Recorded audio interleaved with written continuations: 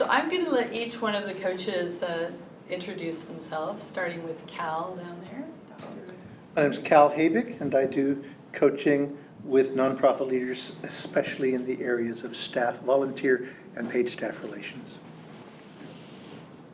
My name is Michelle Mather, and I'm a career fulfillment coach and work with folks in their organizations individually and as teams.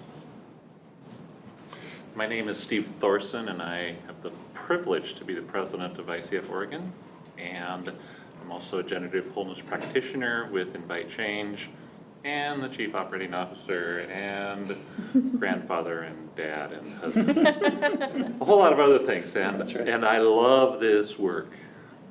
So much so that after almost 35 years with the Boeing company, I retired and didn't retire. So I love this. I'm Sherry Boone. I do executive coaching, and I also do mentoring and training of coaches for an accredited ICF program and also in my own business.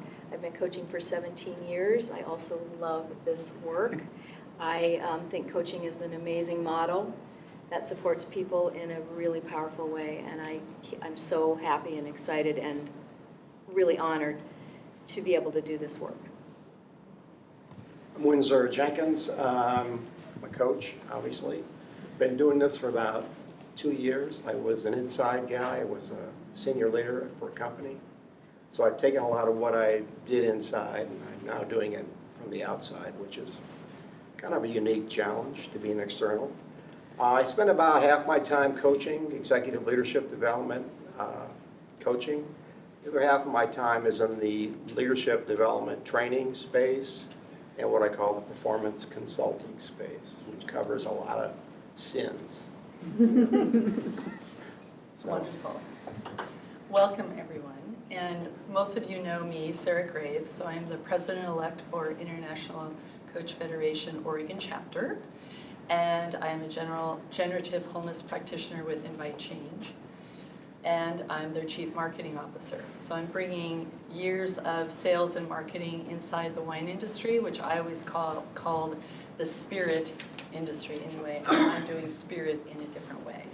So I love what I'm doing, and I think that this is I can't remember who said it, that we have 3 careers inside of us. This is my 3rd career. So I did restaurants first. So very excited to be here and very excited to get this panel going. So the first question, and I love to ask this because I get this mostly at cocktail parties from a lot of people. So this is people who say, I'm just not sure about spending money on a coach.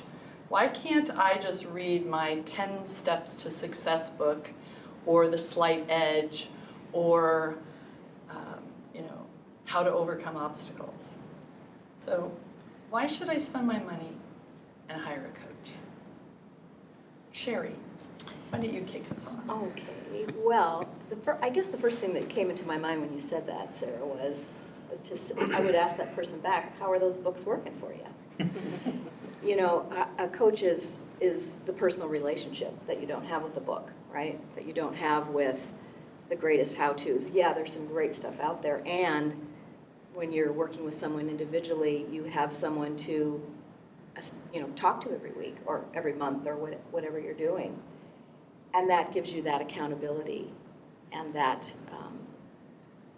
relationship so that you can stay accountable to what you want to do. So that's the first thing that comes to my mind. Michelle? I'll add to that a little bit. I think that's an awesome reason, and I have clients who love that accountability piece. And I also think something kind of magical happens when you hear your own voice. Mm-hmm. And when someone asks you questions and you hear your own voice and you put that out on the table and someone reflects back to you like, oh, you used the word challenge. Why did you use that word? And you might not even be aware you used that word. So something really magical happens when you are a part of that coaching process and you uncover that for yourself with a coach. So there's a deepening of the learning that happens in coaching that doesn't come from a book. That's my own personal experience. I've read a bunch of books, and wondered, how come I didn't go do what was in that book? And, so there's something more than the textbook, and there's the experience of having a partner that causes the learning to deepen, that results in the actions happening. So that's what a coach does with me. Cal, anything to add? Just the same as what they've said, I would just add that self-examination of what blocks do I have that are keeping me from doing this, or how am I applying this, to have that mirror of a coach to be able to self-evaluate. The content in the book is great, but I don't do it. What is it that is keeping me from doing that over and over? And with the clients I have, they have said, you are the only safe person in my life that I can just process this stuff with and know that there is no agenda, whether it's a board director, or a board officer, whether it is an employee, whatever, someone brings an agenda so that the CEO is not able to just fully open and examine what's going on. And so coaching provides that very, very safe place for the coachee to be able to self-examine. In my view, coaching it's a developmental process, and you can't get process out of a book, right? So a good coach, a really good coach is going to ask the right kind of questions. That's going to be their foundation. They're going to ask questions that somebody else can't ask or may be afraid to ask, etc. So that's the big distinction between books, which I love, like Steve, and hiring a coach. It's a process. I think too, you all have added a piece to it, but part of it is that we are all unique. And while a book is a general sweep, it cannot answer your unique self and your contribution and who you are. Whereas the coach is sitting before you or talking to you on the phone, and they are with you as that unique expression. Cool. All right, I've got my answer for my next cocktail party. Wonderful. All right. All right. That is your answer. Yes, I know. I'll shorten it so that they don't walk away from it. All right. How is coaching different than therapy? That's another question that comes up. Any past therapists in the group? A little bit? No? All right. Yes. The answer I often give to that is that coaching is a forward action, a forward momentum partnership, and there may be some things that come up from the past into the present, like if you're still facing something that is preventing you from speaking in public, for example. But there's a place where therapy may be more appropriate for a client as well, or a combination, maybe seeing a coach and a therapist. But if it's something that can be worked through in coaching to continue that forward momentum, then that's kind of the definition used. It may be very simplistic from the way I describe it, is therapy helps you understand how you got to where you were. Coaching takes you wherever you are right now and moves you to where you want to be. As you said, it's that forward-looking thing rather than just trying to figure out how I got. There's an important part of that. But it doesn't just stop with how did I get where I am. It's, okay, this, for better or for worse, this is where I am.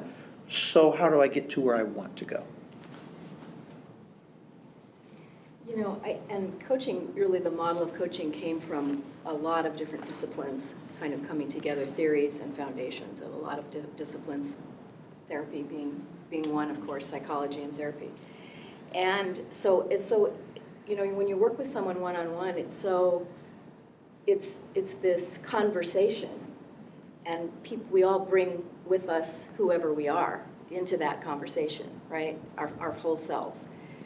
But in the coaching, for me, the coaching, you know, differs from therapy, just what's been said, that it's not about looking at the past, trying to unpack, how did I get here, what happened in my childhood or whatever, and attempting any kind of a fix, but rather the bottom line being, where are you right now and where do you want to go? So it really is a great model of drawing from a lot of great disciplines to work with people one-on-one, but it's very forward-moving. Where are you now and where do you want to go? And there's a mindset for me that's held by the coach that wherever you are, you are whole, Right. capable, creative, and resourceful, as you are right there with me. Right. There is nothing to fix. You are you, and it is beautiful, whole, capable, creative, resourceful. And we're going to move from that to wherever you want to go. Have there been times where you've had a client where therapy might have been or would be more appropriate and made that recommendation? I said that I do coaching with nonprofit executives, which I do. I also do a little bit of sexual addiction coaching, and our whole first session is deciding whether coaching or counseling is really the avenue. And I refer just as many clients as I hold on to, simply because that's a first determination that I have to deal with them. And I have a series of counselors I'll refer them to, but I recognize it's just really necessary. And I'm not a licensed therapist. There is work that they need to do that I can't legitimately do. And so it's very common for me to make a referral in the sexual addiction world. Thank you for making that distinction. I think that's really helpful. So what about consulting? What's the difference? Tease that out for us. Consulting versus coaching. Let me tell you exactly what you ought to be doing that you're not doing right now. Right. Because I'm the consultant and I have the answer. And I can play in that space all day long, not a place that I want to. However, I can come in, I can evaluate, I can assess, and I can give you what you ought to be doing. I'm the expert, you're not. And in coaching? And in coaching, you're the expert. I don't need to know the particulars about you can be a brain surgeon. I know nothing about brain surgery, and That's yet, my analogy. I always say that. and yet I can be your coach. Because it's your relationship to what's going on, not what's going on. Right. Okay?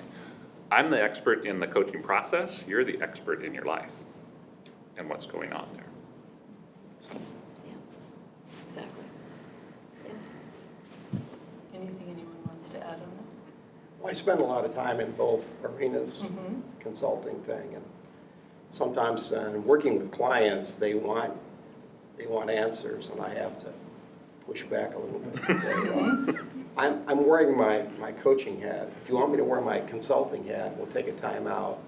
We'll talk about X, Y, and Z, and then we'll come back and I put my coaching hat on. So you can work both, but you have to be pretty diligent with how you deal with it.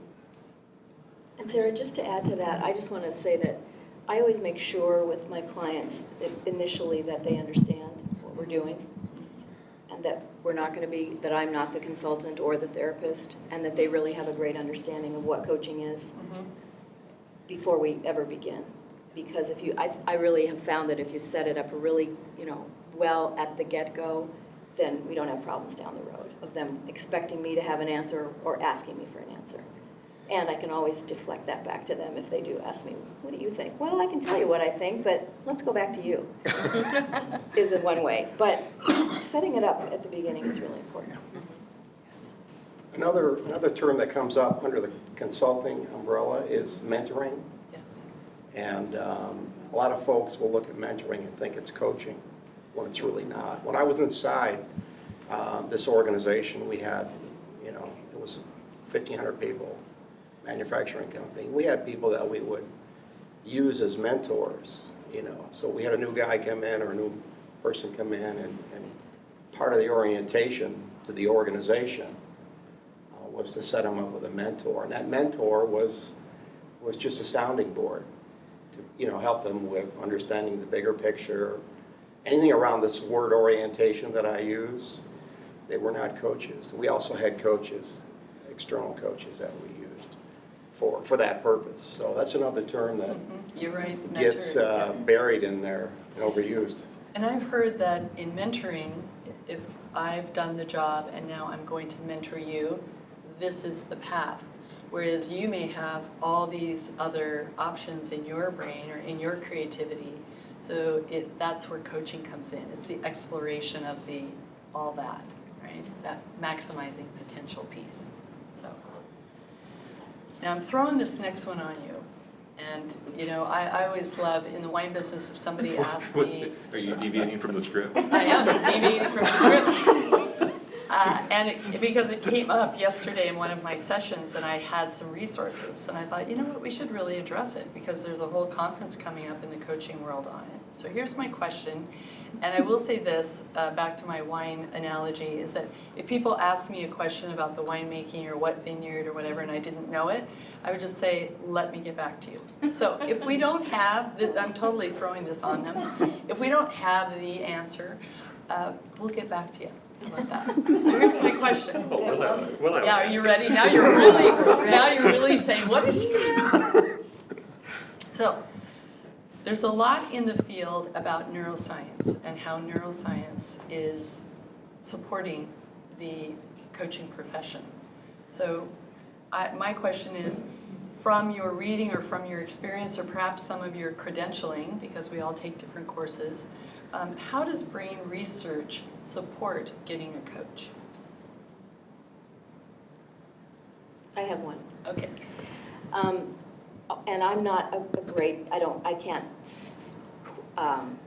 quote the source of this, but I can tell you that studies show that in brain imaging, the brain, when someone gets an insight, a part of the brain lights up. And when that same person is given information from the outside, from a consultant or whatever, that part of the brain does not light up. So I love that because to me that's a scientific affirmation of this model of coaching, that when I have my own answers, which of course is what coaching holds, that the client is whole, resourceful, and completely has their own answers, the science supports that. The brain lights up when I have my own answer, when I get my own insight. So, The other piece, and similarly, I can't quote who, and I might get a little bit wrong, so, but we have neural pathways in our brains that are sometimes really well worn and really conditioned, where we sometimes do something and it's so automatic, we aren't super conscious of it. So through coaching, when you can get more conscious of those pathways, you can build new ones. So there is research that shows the brain can build new pathways so that you Plasticity. are freer to make more conscious choice and not be triggered, as they might say, by something in your life when you're more aware of how that happened and can choose a new path, and the brain rocks. It'll totally change. Would you ask the question again? What does science or neuroscience say about coaching, and how does that brain research support getting a coach? Support getting a coach. Right. Like, why would I want to have a coach? So that's the so yes, and every thought creates a new pathway.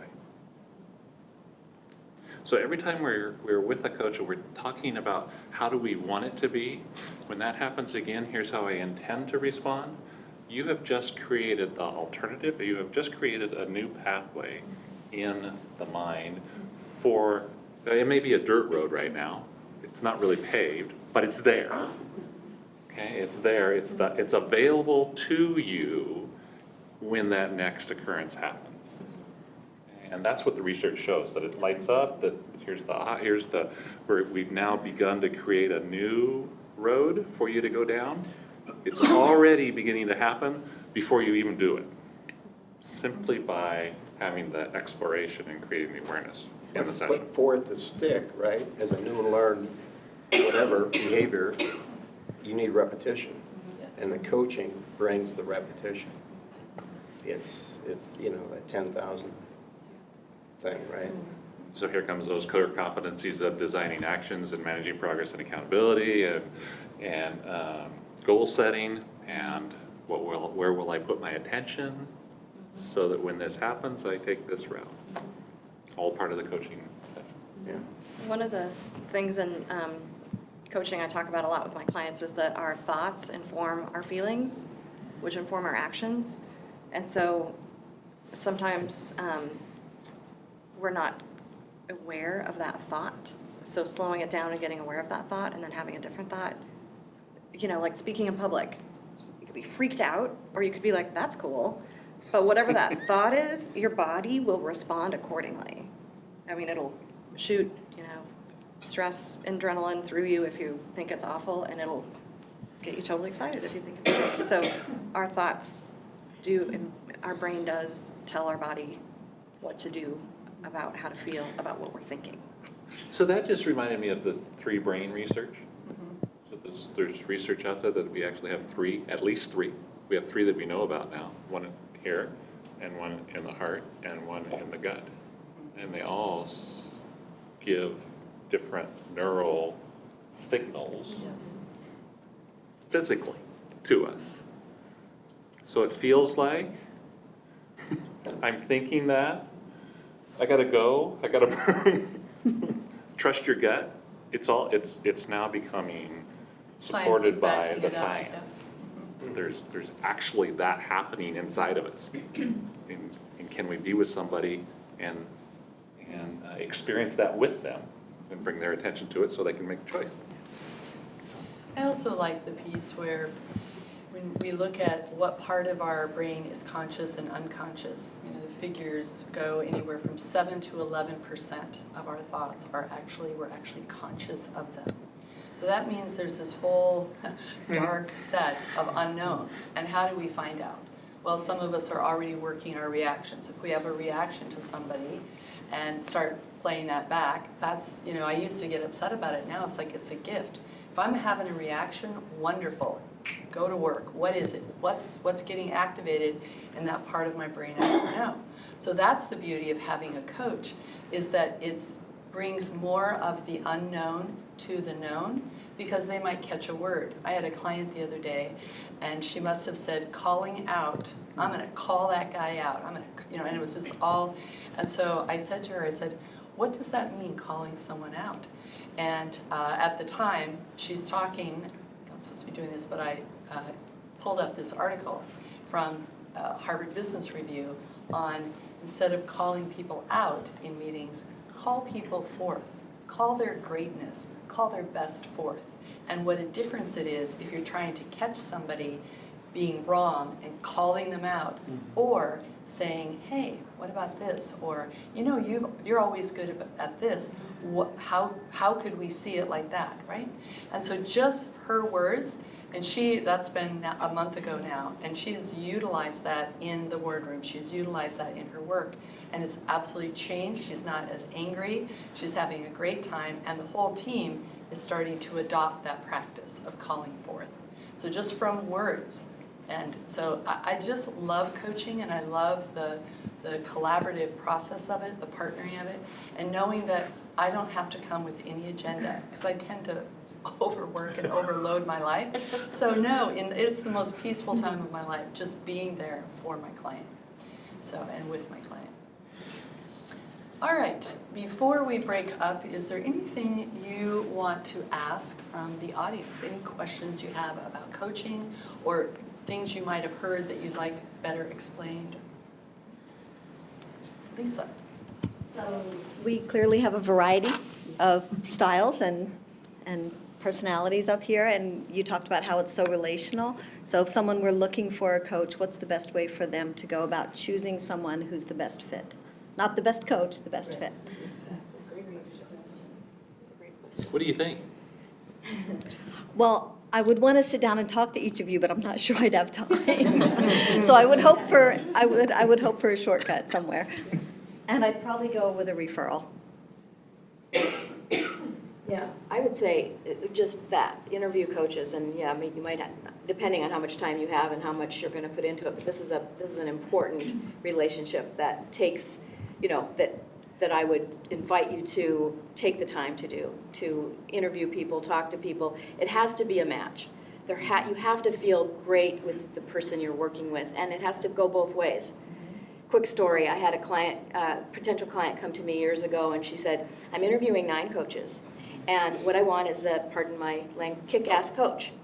And she went on, and I said, okay, so that's not me, and let me tell you what I do. And we talked, and then she ended up hiring me. But it was so important for her because, so a couple of points there. I'm not gonna present myself, you know, just to get the business.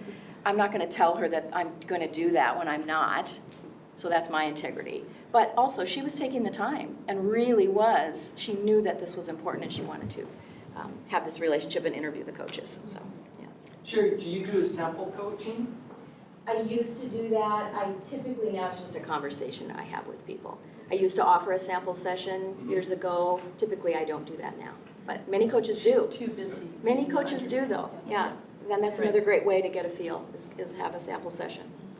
I would say testimonials also, like, either look on folks' websites or ask them for testimonials, because when you hear other people's words, you'll know if those are the kind of people that are saying the kind of things you might say, and so you can get a feel for like, oh yeah, that feels like this person relates well with people who are like me. So not only the testimonial for the content, but is that person who's giving the testimonial someone who I think I would probably be like them.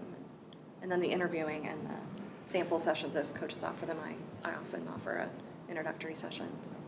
I would add too that you need to be clear on what you're looking for. If you're looking for a friend, I'm not the guy to hire, for example, right? I mean, from a coaching perspective. So be very, very clear in terms of what you're looking for. Certainly the relationship is important. Chemistry is important.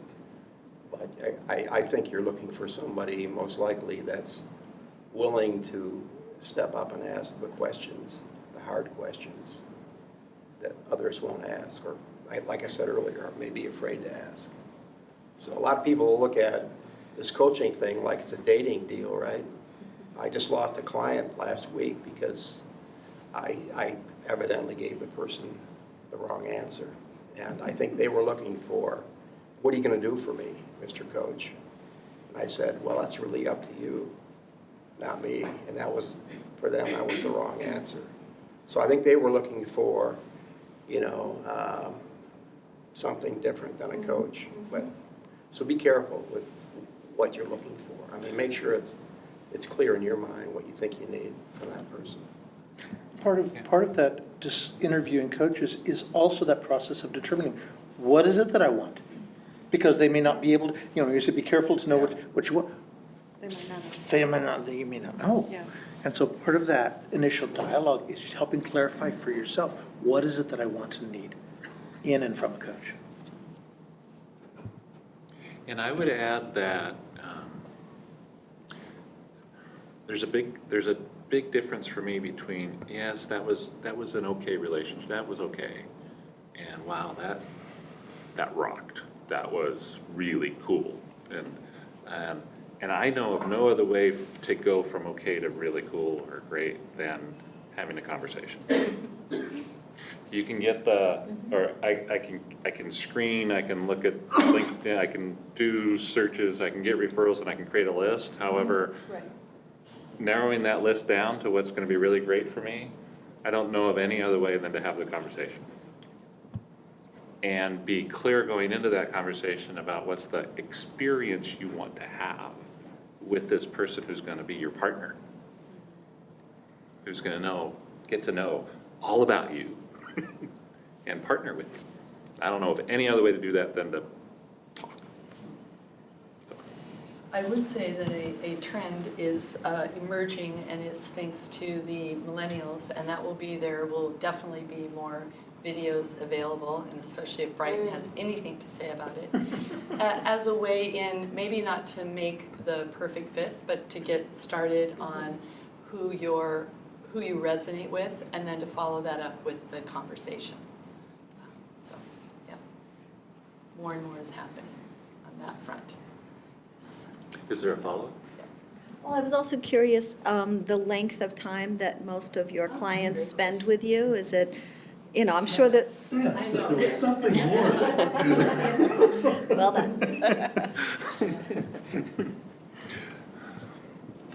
3 to 9 months, no less than 3. If they won't commit to less than 3, I really struggle with taking someone on because you can't make change in that short a time. But my goal is also for them not to become dependent on me. And so after 9 months, we have to really reevaluate why, if we're not making the progress we need to make, why not? And so 3 to 9 months is, I would say, common.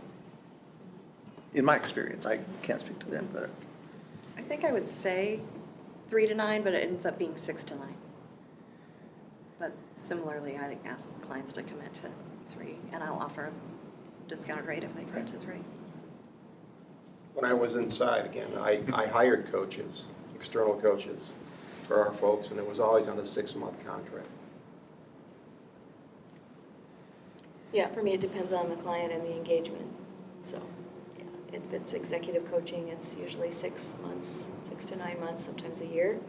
And for individual coaching, it can be anything depending on the person. I have clients that I've had for years and years. Some of them coach once a month. Some of them coach twice a year. I have a client in New Zealand, and she calls me once a year for her annual coaching session. So it can be many different things. Yeah, I would say that I have 2 clients that I've had for more than 4 years. And they've gone through divorce, remarriage, one job, another job. Another person has moved away and then gone into one industry, found that didn't work and went into the next, which has been a magical fit. So I think sometimes I know in my own life, I had one coach for 6 years and I had another coach for 3 years. So I went through mergers, acquisitions, 10 different team changes. I could not have done any of that without a great coach. Yes. Usually around 6 months. Yes. That seems to be where The story. less than 3, it really doesn't stick. And that 3, 6, 4, 5, 6, 7-ish, we get things that stick. And then there's flexibility with the client. So I have one right now who's, it's a half an hour once a month. That's over a 6-month contract. And so, appears to be more frequent at the front end of an engagement Yeah, for sure. and less as time goes by, but usually in that 6-month range. I love that you said that, Sarah, because I worked with a coach for 3 years. So I say, that's 6 to 9, but I worked with a coach for 3 years, so it is very. So does the focus of the coaching change? So there's a coaching plan developed for the initial contract, then midpoint check-ins and finals, and so now we're done with that, and now what's next for you? Yes. And we that- recontract I should make and- that. Exactly, recontracting. Recontract, So and you're away we go. recontracting for what is the new set of inter-schools focus. But that said, in the middle of any kind of a coaching relationship, the client may come with something totally out of the blue.